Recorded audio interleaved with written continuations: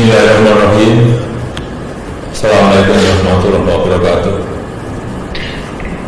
Yang saya hormati Bapak Wakil Presiden, Bapak sekalian yang saya hormati.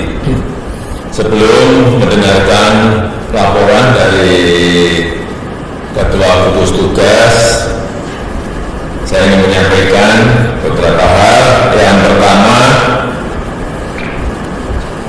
saya ingin tes PCR ini betul-betul bisa diperluas jangkauannya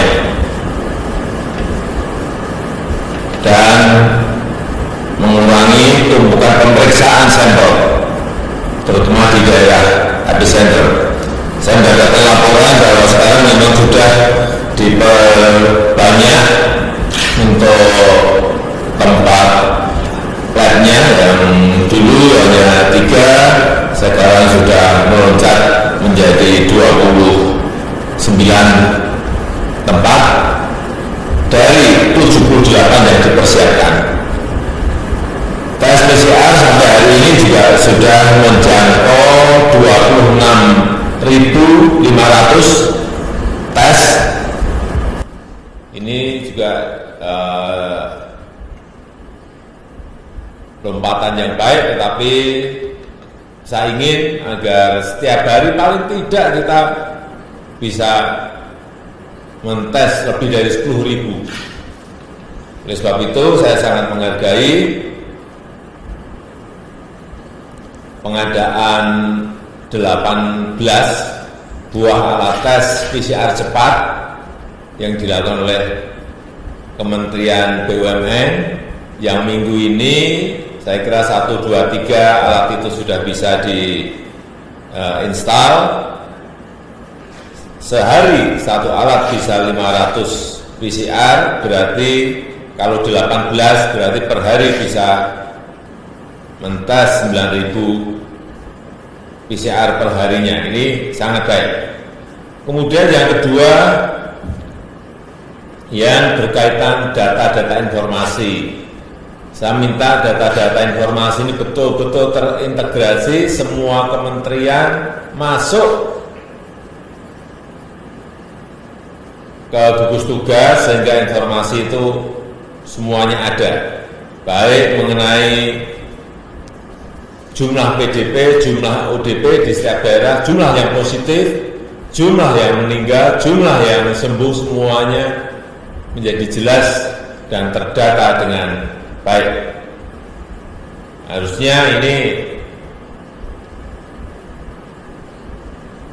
setiap hari bisa diupdate dan lebih terpadu. Sekali lagi, data terpadu ini menyangkut PDP, ODP yang positif,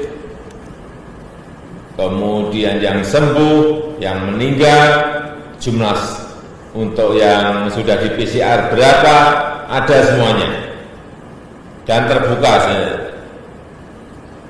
sehingga semua orang bisa mengakses data ini dengan baik. Yang ketiga, perlu saya ingatkan lagi untuk mungkin ini Pak Menteri Dalam Negeri, agar menjaga gubernur, bupati, wali kota diingatkan untuk menjaga ketersediaan bahan-bahan pokok, membuat perkiraan-perkiraan ke depan sehingga kita bisa memastikan tidak terjadi kelangkaan bahan pokok dan harga yang masih terjangkau. Dan juga ini peringatan dari FAO agar betul-betul kita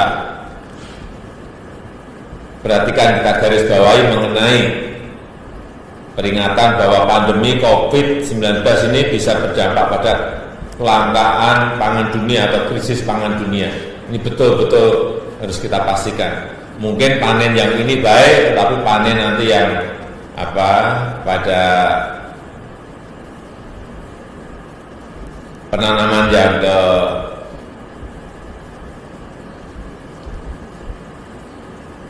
bulan Agustus, September, yang kedua nanti betul-betul lihat secara detail sehingga tidak mengganggu produksi, rantai pasok maupun distribusi dari bahan-bahan pangan yang ada. Kemudian juga yang keempat yang berkaitan dengan dampak sosial ekonomi. Saya minta Menteri Sosial, Menteri Keuangan juga minggu ini semuanya harus bisa jalan. Ini sudah sangat mendesak sekali, baik yang berkaitan dengan kartu prakerja, baik yang berkaitan dengan PKH, baik yang berkaitan dengan bantuan sosial langsung, baik berkaitan dengan kartu sembako, baik yang berkaitan dengan pembagian sembako di Jabodetabek, semuanya harus jalan. Minggu ini saya turun ke bawah, kemarin saya melihat bahwa kebutuhan itu sudah ditunggu oleh masyarakat. Jangan nanti di bawah melihat bahwa kita ini hanya omong saja, tapi tidak, barangnya tidak sampai ke rakyat, ke masyarakat. Yang terakhir, tolong diingatkan bahwa gotong royong, partisipasi, saling membantu itu bisa ditumbuhkan dari bawah. Ini penting sekali. Saya sangat senang sekali kemarin melihat misalnya di Cimahi, kerukunan antar tetangga sangat baik, jadi yang positif diisolasi, tetapi tetangganya membantu. Hal-hal seperti ini, kegotong royongan seperti ini yang harus kita terus kita gaungkan sehingga benar-benar kalau ada isolasi mandiri, kalau ada pasien positif yang ada di sebuah kampung, betul-betul bukan malah dikucilkan, tetapi kanan kirinya bisa tolong menolong.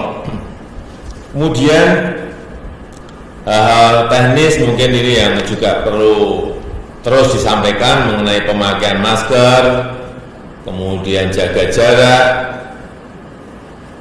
kepada daerah, juga isolasi parsial, saya kira penting sekali terus disampaikan sehingga mereka tahu betul yang namanya jaga jarak itu apa, yang namanya isolasi parsial itu apa, dan ini akan bisa mencegah tersebarnya corona ini lebih meluas. Kemudian mengenai manajemen penanganan pasien, ini saya minta juga ke Menteri Kesehatan agar betul-betul diatur, jangan semuanya masuk ke rumah sakit yang ada, tetapi tentu saja yang ringan, yang sedang akan lebih baik kalau dibawa ke Wisma Atlet. Ini ya semua rumah sakit harus tahu. Kemudian yang perlu penanganan intensif bisa dibawa ke rumah sakit yang ada, dan kalau yang tidak perlu penanganan intensif bisa dirawat di rumah dengan isolasi mandiri. Saya juga sangat menghargai ini yang belum banyak diungkap, bahwa kita memiliki rumah sakit tanpa dinding, telemedicine.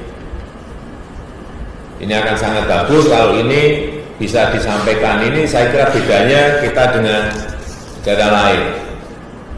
Tidak semua orang harus ke ke dokter atau ke rumah sakit atau ke puskesmas, tapi bisa lewat telemedicine, sehingga mengurangi resiko pada tenaga medis. Saya mendapat laporan bahwa sekarang beberapa perusahaan aplikasi teknologi sudah masuk dan bekerja sama dengan Kementerian Kesehatan. Dari yang sebelumnya hanya 4 juta, sekarang sudah mencapai lebih dari 15 juta orang menggunakan aplikasi ini. Ini sangat bagus. Kemudian tolong dicek hal-hal yang berkaitan dengan ventilator, dengan APD, jangan sampai ada yang masih mengeluh kekurangan ini, agar suplainya betul-betul dilihat sehingga tidak ada keluhan di bawah. Saya rasa itu yang bisa saya sampaikan sebagai pengantar. Terima kasih.